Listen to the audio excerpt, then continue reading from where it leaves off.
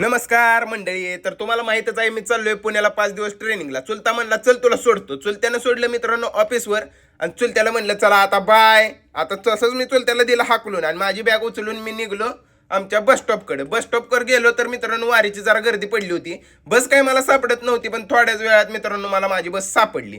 बसमध्ये बसलो, खात पीत एन्जॉय करत झोपत उठत बसत मी पोचलो मित्रांनो जेजुरीमध्ये. आणि जेजुरीमध्ये पोहोचलो मित्रांनो. तर जेजुरीचा आजूबाजूचा परिसर बघून खूप भारी वाटलं. मग म्हणलं आता वडापाव खावा. वडापाव खाल्ला आणि एक कोल्ड्रिंक पेलो. लय भारी वाटलं. तोपर्यंत पोहोचलो आम्ही हडपसरमध्ये पोहोचलो मित्रांनो. आणि आम्ही कल्याणनगरची बस हुडकत होतो. तोपर्यंत कल्याणनगरची बस आली. बसमध्ये बसलो मित्रांनो आणि कल्याणनगरमध्ये उतरलो.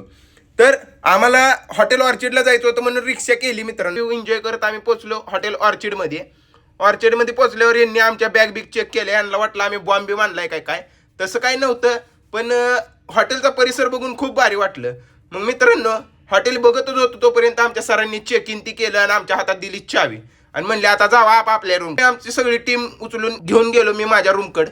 तर ह्या मॅडम पण आल्या आम्हाला सोडायला आणि हा आमचा मित्र तर या मॅडमनं खूप भारी सर्व्हिस दिली. रूमपर्यंत आणून सोडलं त्यांनी.